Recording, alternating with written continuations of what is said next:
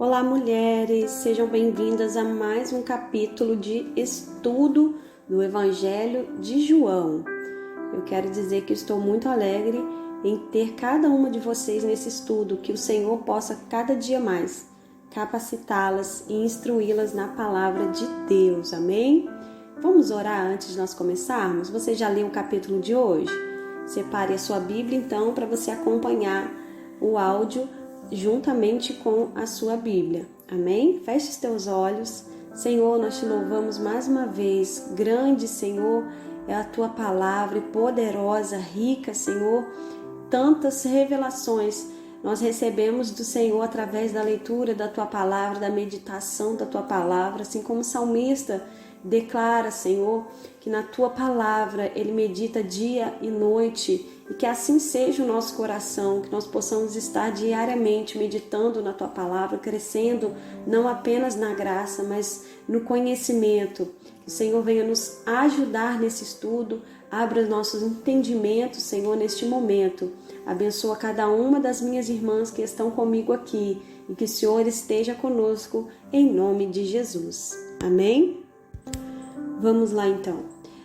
A festa dependendo da sua versão, está a festa dos tabernáculos ou festa das cabanas. Aí depende da versão da sua Bíblia, tá bom? Mas é a mesma festa. E a festa, a minha é a festa dos tabernáculos. Ela comemorava a jornada de Israel depois do êxodo, depois da saída. Êxodo significa saída do Egito. O êxodo significa a peregrinação de Israel durante a sua travessia pelo deserto. Então essa festa dos tabernáculos comemorava exatamente essa jornada, a peregrinação deles durante o tempo que eles moraram em tendas, sobre o cuidado de Deus, sempre o Senhor cuidando do seu povo, provendo tudo que eles precisavam. Vamos no versículo 3 e 4. Em outras palavras, os irmãos de Jesus estavam dizendo: já que você está fazendo milagres, e dizendo que é o Messias, para de se esconder aqui na Galileia. Já que você está fazendo tantos milagres, vai fazer na frente das pessoas, vai para a festa lá em Jerusalém, que lá vai ter muita gente, que aí você vai convencer, toda a nação de que você é o Messias. Eles estavam sendo completamente irônicos ao dizer essas palavras, como explica no versículo de número 5, porque eles não criam em Jesus como Messias. Queridos, isso é uma polêmica, porque você imagina, Jesus não era filho único, ele foi o primeiro filho de Maria, embora ele seja o filho de Deus, mas concebido, ele por Maria, mas Maria teve mais 6 ou 8, eu não sei, não me recordo precisamente se Jesus tinha 6 ou mais 8 irmãos, mas eu acho que eram 6, 4 homens e 2 meninas. Eles não criam em Jesus. Agora você imagina, eu gosto de ficar imaginando como foi o crescimento dessa família, porque imagina, Jesus era o filho de Deus, Maria e José sabiam disso. Eu não sei em que altura da vida de Jesus ela contou aos irmãos, mas em algum momento eles ficaram sabendo. Então imagina para eles absorver, imagina o ciúme, a inveja, isso tudo já existia naquela época. Então os irmãos não aceitavam ele. Eu não sei se talvez Maria e José davam um pouco mais de atenção a Jesus por ele ser o filho de Deus. E, enfim, esse cuidado que ela tinha com ele, de alguma forma ela deixou transparecer para os irmãos, e eles cresceram com esse ciúme, essa rivalidade interna. Bom, isso são especulações, mas o fato é, a Bíblia deixa bem clara que eles não criam em Jesus, então algum motivo para isso tinha, não é? Então, com certeza aí problemas familiares não existem apenas na família de Jesus também tinha. Vamos no versículo 6, aqui Jesus ele já tinha dito para sua mãe antes, que nós estudamos lá no capítulo 2, ainda não é chegada a minha hora, quando ele vai fazer o milagre lá nas bodas de Canaã.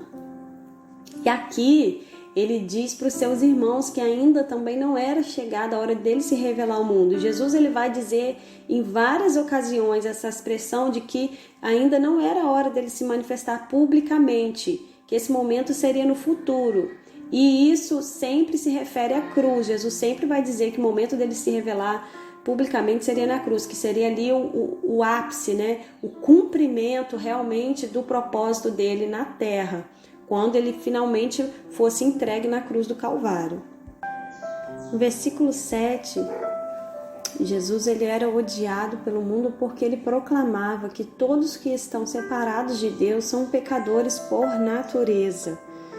Durante o seu ministério, Jesus denunciou expressamente a injustiça e a maldade dos homens, porque a mensagem dele visava levar os homens sempre ao arrependimento. Aqui no versículo 10, né, vai mostrar quando Jesus ele foi na festa, ele fez o que? Em oculto, justamente o contrário do que os irmãos haviam dito para ele fazer. Ele foi, mas não manifestadamente, porque ele não queria ser reconhecido. Vamos lá no versículo 15. Jesus, mesmo em oculto, sem se revelar, ele começou a ensinar na festa. Porque, queridas, o propósito de Jesus nunca foi curar. Os milagres, eles aconteciam sempre pelo caminho. Quando Jesus estava indo para algum lugar, sempre ensinar. O propósito de Jesus veio para nos ensinar, nos levar pelo caminho da salvação. Os milagres sempre foram uma consequência do poder de Deus, mas o propósito da vinda dele nunca foi esse. Então os judeus eles se perguntaram como que Jesus poderia saber tudo aquilo se ele nunca tinha frequentado uma escola rabínica. E o mesmo foi dito mais tarde acerca dos discípulos de Jesus, lá em Atos dos Apóstolos, no capítulo 4. Nós vamos ver também essa declaração. No versículo 17, Jesus está declarando que a verdadeira fé que salva que nos mostra os seus ensinamentos, ela requer um desejo sincero da pessoa fazer a vontade de Deus. Crer é estar decidido a obedecer. Amém? No versículo 18, Jesus ressalta um critério de máxima importância para testar se um pregador é ou não uma pessoa de Deus. Ele busca a sua própria glória ou a expansão da obra do Senhor. Esse aqui é o primeiro requisito básico para saber se a pessoa que está falando, está ensinando, é uma pessoa de Deus. Por quê? Você vai ver se ela está buscando a sua própria glória, a sua própria exaltação ou a manifestação, a expansão da obra do Senhor. No versículo 20, vamos entender por que eles pensaram isso daqui. A multidão das províncias que estavam vindo para a festa não sabia do plano dos líderes religiosos para matar Jesus. Foi por isso que eles pensaram que ele estava endemoniado.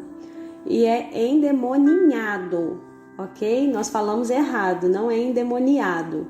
Porque endemoninhado vai dizer de uma pessoa que tem o quê? Um ninho de demônios. A pessoa que está endemoninhada, ela tem um ninho, o demônio mora nela. Então, o jeito certo parece errado, mas o jeito certo, tanto da pronúncia quanto da escrita, é endemoninhado, ok? Então, alguns da Judéia estavam mais informados. No versículo 25, vocês vão ver isso. Ou seja, nem sempre a nossa percepção corresponde realmente aos fatos. Nem sempre aquilo que a gente acha é o que de fato é. A gente precisa entender o que está acontecendo antes de tirar qualquer conclusão. Amém? No versículo 27, ao que parece, o povo judeu esperava que o Messias aparecesse do nada, assim, de repente.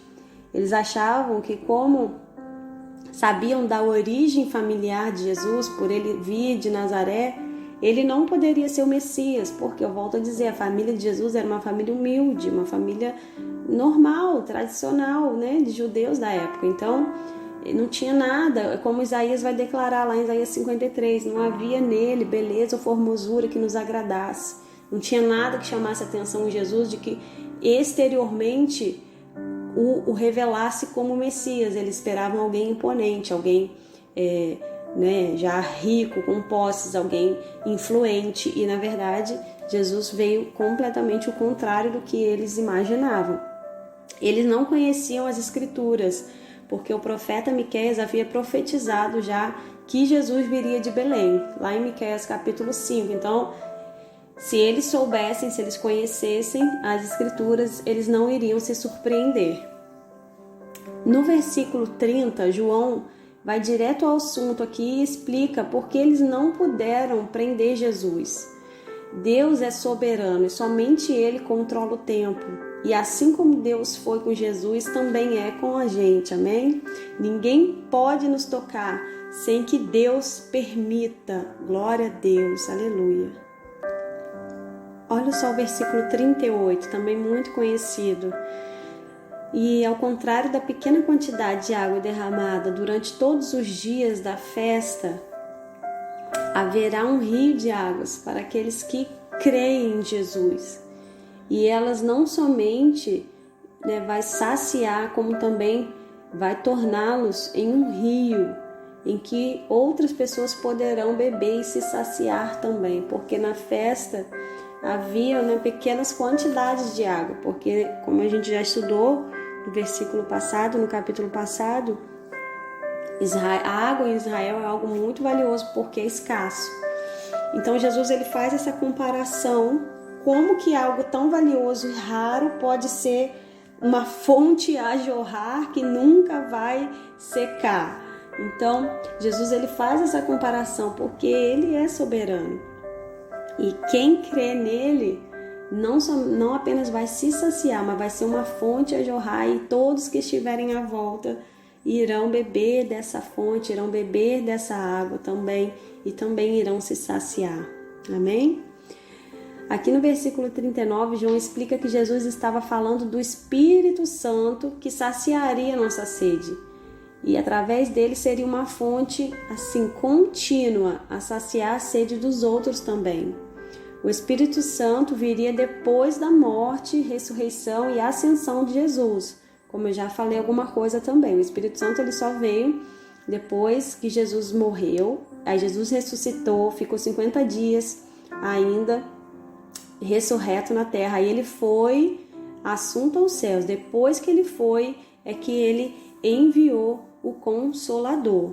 Então ele mesmo já tinha preparado os discípulos para esse acontecimento lá no cenáculo.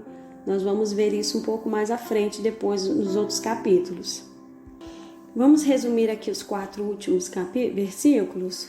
Bom, Moisés ele já tinha predito que o Cristo viria da descendência de Davi. Isso está lá em Deuteronômio 18 e se confirma em 2 Samuel, capítulo 7, versículos do 14 ao 16. Muitos dali da multidão sabiam que o Messias viria de Belém. Muitos sabiam, como eu já disse também, pois o profeta Miqueias havia revelado isso, mas muitos não sabiam. Esses que não sabiam, nós estamos falando dos fariseus, tá bom? E eles não sabiam que Jesus tinha nascido lá, eles achavam que Jesus era da Galileia. Eles conheciam as Escrituras, mas não dedicavam tempo para conhecer o Messias. Eles eram muito conhecedores da palavra, da letra, mas não conheciam a revelação da palavra, que era o próprio Jesus. Nós estamos agora nos dedicando um pouco a conhecer a letra, a escritura, mas há uma revelação por trás de tudo isso que nós estamos estudando. Então, é importante que você peça ao Espírito Santo para te trazer a revelação dessa palavra, para que não sejam apenas textos, para que não sejam apenas palavras, letras, porque o próprio apóstolo Paulo ele declara que as muitas letras, elas cansam, elas fadigam muito ler, mas é quando nós fazemos isso sem o Espírito Santo. Por isso que é importante você sempre convidar o Espírito Santo para te ajudar a compreender as Escrituras. Amém? Bom, queridos, nós chegamos ao final de mais um capítulo.